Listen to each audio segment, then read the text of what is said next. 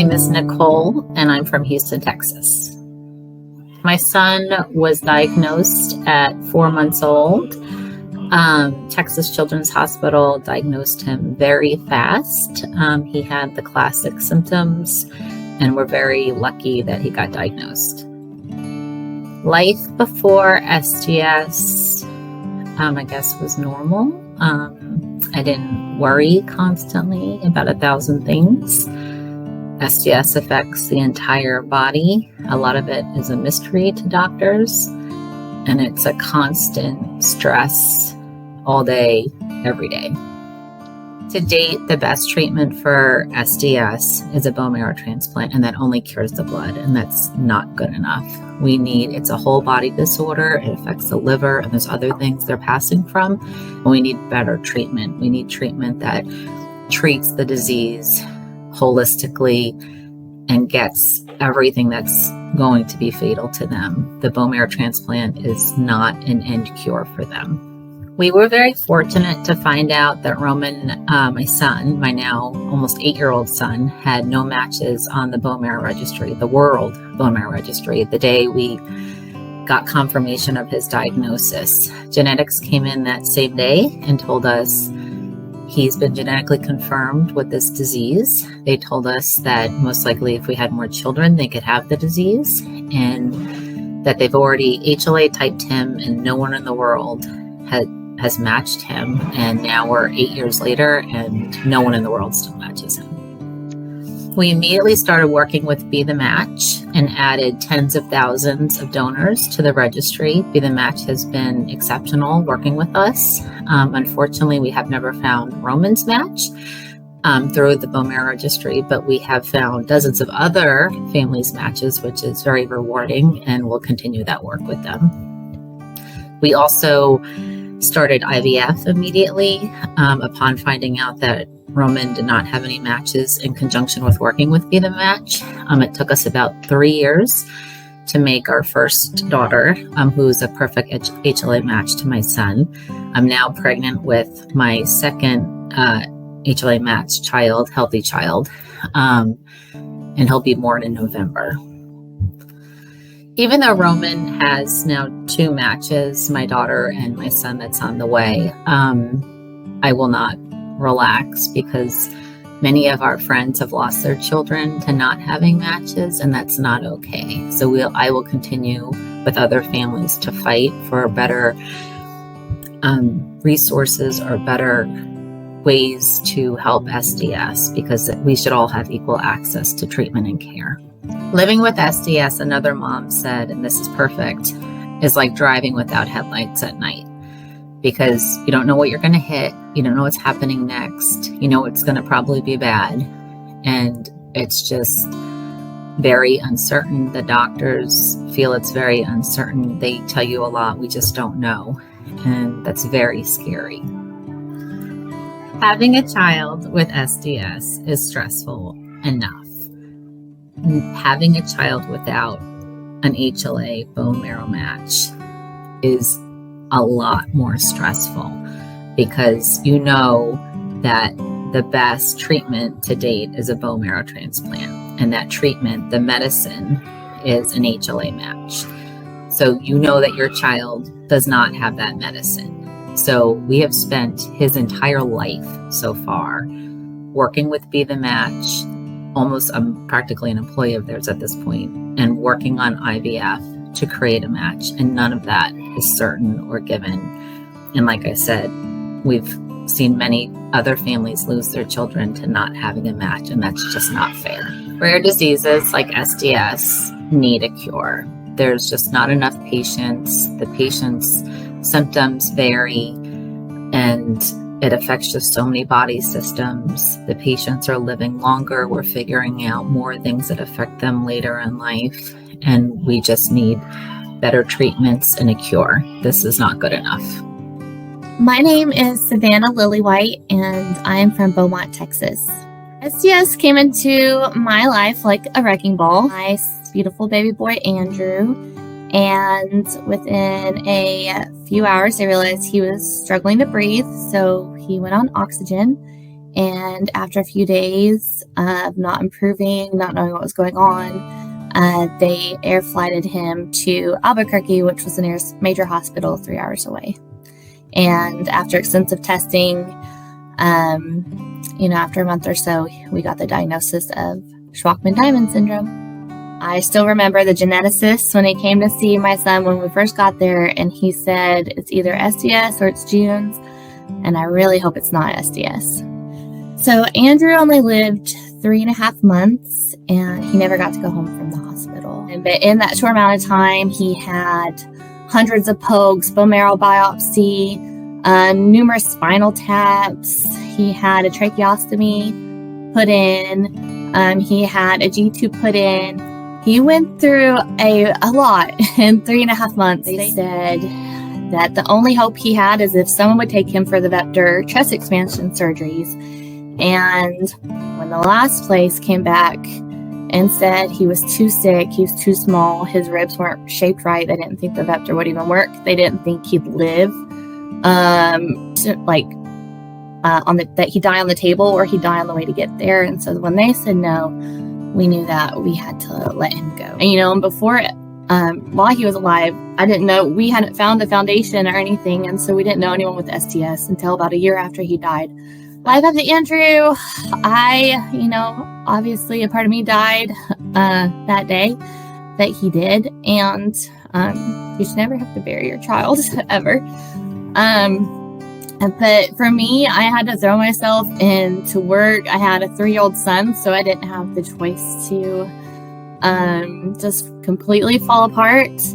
I just was left with this ache and this feeling that SDS had stolen from me. After Andrew died, I always had a desire to have more children at some point, not ever feeling like I could replace him, because that's not possible. But after we tried fertility treatments, IVF, that didn't work out for us, but we ended up getting pregnant with Lincoln about 4 years later.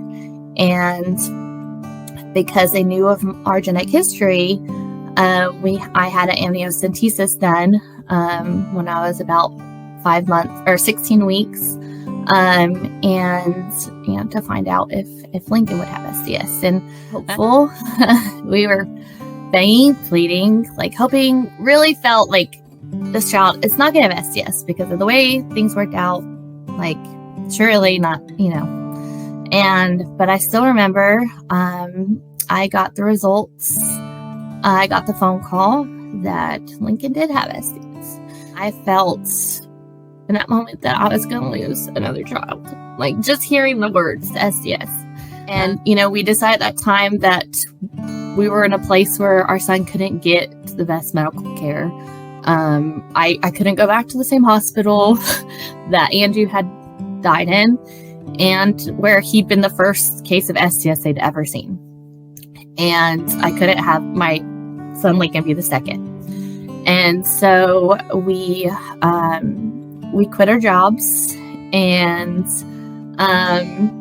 we moved where we could give our child the best fighting chance. And, it really took doing that and getting connected with other families to realize that my child had a chance, even though he had SDS. And I still remember when I was about to give birth, and I was so scared because I felt like I could keep you safe inside, but I didn't know once he came if I could keep him safe. And he was born, and thank God his chest wasn't as narrow as thoracic dysplasia as his brother. For the first 2 years, his main issues dealt with developmental delays and GI issues. He had intermittent neutropenia, so we just didn't know when it was going to pop up. Every time he had a fever of any sort, we were at the ER. So when he was 18 months old, that's when his blood counts started to go down on us. He started having multiple bacterial infections that had him hospitalized, where he was already on GCSF to help boost his neutrophils. When he had his second bacterial infection, that the terms transplant started coming. When we heard that Lincoln needed a transplant, we had to decide if he was healthy enough to do it and sick enough to do it.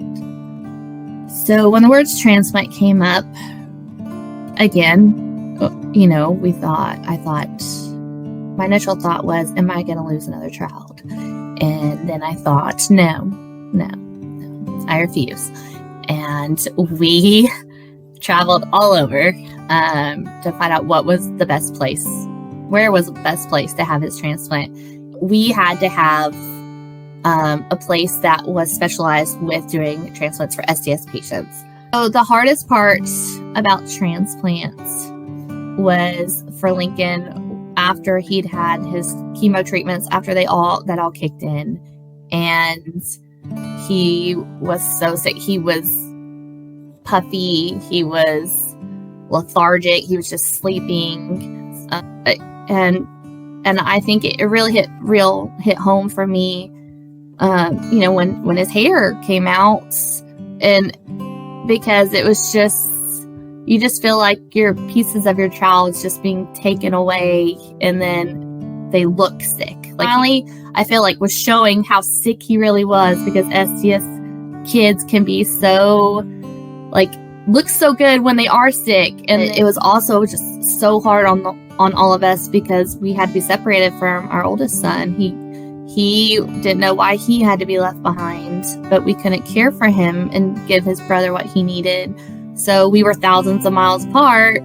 We were really lucky that as far as an SDS transplant go, it was less eventful than most. He engrafted pretty quickly and didn't have any major transplant complications. He got home, and the blood issues were resolved by the transplant, which was huge, but it wasn't a cure for his Shwachman-Diamond syndrome, because it's a whole body disorder and it affects everything. And then we had, on top of that, we have to keep an eye out for potential effects from his transplant. Also, the parts of SDS that weren't cured by the transplant, his pancreas still doesn't work correctly. He still has issues. Sometimes he needs to adjust his enzymes. He still has his G-tube. He still has major oral versions he'll eat. And it was during transplant as well that it became obvious to us that our child likely had autism, which is not uncommon with SDS because it has neurological effects as well. We knew he was delayed in those areas, but now, once his blood issues were resolved, now we're dealing with some of the other things. Had to be held down for so many pokes and unpleasant things. So we're working on helping him with his autism, while also he has, PTSD, all this medical trauma. Have to push back this anxious thought that I could lose my child at any time. And that didn't go away, because now I'm not having to work. Where's his blood counts at right now? It hasn't gone away. And I think that's something people don't realize, is even if you have a successful transplant, that feeling doesn't go away. It's not cured. So we're still living in fear after transplant, for sure. I wish that doctors were more aware of the urgent need for more spotlight on, more attention on rare diseases. And, we need a cure. And I understand that's complicated. And maybe it's a mixture of, we need several different cures. We need a cure for the blood issues that doesn't involve transplant, which brings a whole other host of problems. We need a cure for the pancreas issues. We need a cure for the liver. If you get us a cure for each of these pieces, you're not going to just be helping SDS patients. You're going to be helping so many others with diseases that share the same component. So many issues in SDS. If those could be resolved, they would help just a mass amount of people. I'm Johnny Beaujon, Jessica Beaujon's mom. We're living in the Woodlands, Texas, and Jessica is a 21-year-old transplant survivor with Swakopmund-Diamond syndrome. Jessica was what I would consider a failure to thrive baby. We had never heard of Swakopmund-Diamond syndrome. The doctors that we went to never had heard of Swakopmund-Diamond syndrome. It wasn't even in our radar until she was 9 years old. I remember being ill my whole life, but no one knew exactly what was wrong with me. And it was just so frustrating. And actually her allergy doctor kept seeing a pattern of her being neutropenic. And so we were able to get into Texas Children's Hospital, and they genetically confirmed that she had Swakopmund-Diamond syndrome. But because she didn't present as dangerously, if you want to say it that way, as some of the other Swakopmund children, it just kept getting slipped under the radar. When I was diagnosed in 3rd grade, it was a very different thing for me. It was very scary because I didn't know what life was going to be like. I had to be pulled out of school to be homeschooled because I was just getting sick so often. And between diagnosing Jessica at 9 and going to transplant at 21, basically Jessica had to be very careful, using sanitizer, sometimes wearing a mask, but she was basically able to stay out of the hospital. She did have to take medication. She was doing GCSF shots, and that kept her relatively stable. So it was almost to the point that we could have gotten relaxed about her Swakopmund-Diamond syndrome. Thank God we didn't, because we knew the SDS Foundation, and they instilled in us that you can never let your guard down with this disease. we started seeing genetic abnormalities in my bone marrow samples. And they started telling us, okay, this is a little different. We're just going to have to keep watching, just to make sure everything doesn't change and go the wrong direction towards leukemia. It's like a silent disease, and it's deadly. And if you cross over from these genetic flaws to leukemia, then it's very hard and almost impossible with the medical, what we know right now with medicine, to make it through transplant. We went to constant surveillance. She was getting blood draws all the time, bone marrow biopsies every 3 months, because they needed, on a genetic level, they needed to look in the bone marrow, because with peripheral blood, you could not tell that there was any changes at all. So nothing had changed up until the point, like, I couldn't feel anything physically that was different. It was all just in my blood and bone marrow. No signs whatsoever, because she lived with the chronic exhaustion. She lived with some amounts of bone pain and pancreatic insufficiency and different things that come along with Swakopmund-Diamond syndrome. If we had not been doing the every 3 month bone marrow biopsy, we would not have been successful. I did not know where I was going for transplant. I did not know anything. It was just so... It was hurry up and go now. Yeah. And you have no time to waste. When we found out that we needed to go to transplant, that the time is now, we knew we needed to move very fast. And we have a household to run with other children and grandchildren and animals. And all of a sudden, we had to figure everything out pronto, because we had no other choice, basically, but to get to Cincinnati, where the renowned world expert Cass Myers is. So that was very frustrating on my part, having to stop college, tell my work that I was leaving, and it was just hard to explain to everyone the situation of what's going to happen. So her future is totally up in the air. We have no idea if she was going to survive it. And being a young adult, she knew that. We know other Swakopmund-Diamond families who lost their young adult children, because at that age it seems to progress very quickly and very hard. And if you cross that line over into leukemia, it could be a matter of weeks, then you lose the battle. We knew the basic plan of what was going to happen, all the pre-testing, then chemo, and then wait for the cells to come in, and then see if the cells actually engraft, and then go from there. It was definitely a struggle to watch as a mom, my child go through basic torture because she walks in feeling like a normal, regular girl that just left college and her job, and then they bring her down to zero, and so that they could, give her the new cells and save her life. After transplant, it was really hard emotionally because when you engraft and everybody says, okay, your blood work is looking good, go live your life.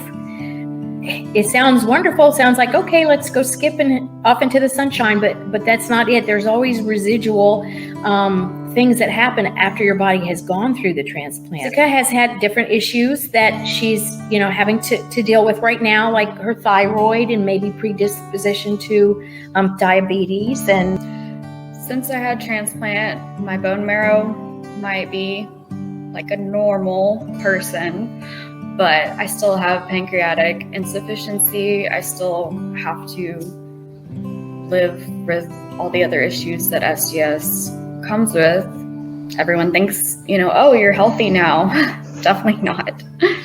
It's still medically fragile. Her body is still SDS. Her bone marrow may have somebody else's cells going around in there, and thank God for it. But there's still a challenge living with this disease.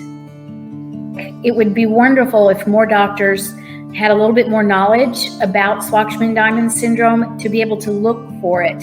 It's a genetic disease. You can test for it, but it's not necessarily in a doctor's radar. This is a deadly disease. This is a painful, challenging disease. This is basically a nightmare for a lot of families with the syndrome, and their life revolves around medical procedures, medical research, and they're desperate. We're desperate.